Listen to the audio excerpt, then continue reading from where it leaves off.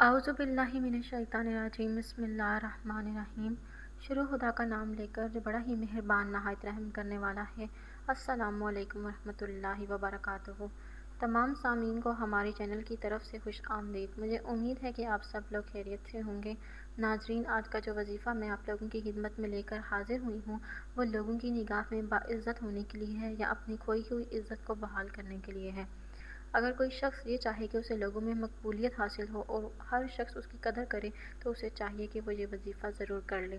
دوستو، وظیفہ بتانے سے پہلے میری آپ لوگوں سے چھوٹی سی درخواست ہے کہ آپ میری اس ویڈیو کو لائک ضرور کریں اور اپنے دوستوں کے ساتھ شیئر کریں۔ شیئر آپ لوگوں نے اس نیت کے ساتھ کرنا ہے کہ یہ ویڈیو آپ لوگوں کے لیے صدقہ جاریہ اور ایصال ثواب کا ذریعہ بنے گی۔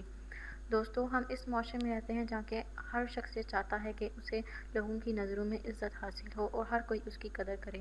اس کے لیے آپ لوگوں نے کیا کرنا ہے کہ سب سے پہلے آپ لوگوں نے باوضو ہو جانا ہے اور ظہر کی نماز کے بعد آپ لوگوں نے ایک مرتبہ اول واحد درود شریف پڑھ لینا ہے۔ درود شریف پڑھنے کے بعد آپ نے سورہ قمر کی ایک بار تلاوت کر لینی ہے اور یہ پڑھنے کے بعد آپ نے خود پر دم کر لینا ہے اور پھر آپ نے کسی بھی جگہ جانا ہو وہاں پر آپ چلے جائیں۔ انشاءاللہ تعالیٰ وہاں پر موجود تمام افراد آپ لوگوں کی بہت ہی زیادہ عزت کریں گے اور آپ کی قدر کریں گے۔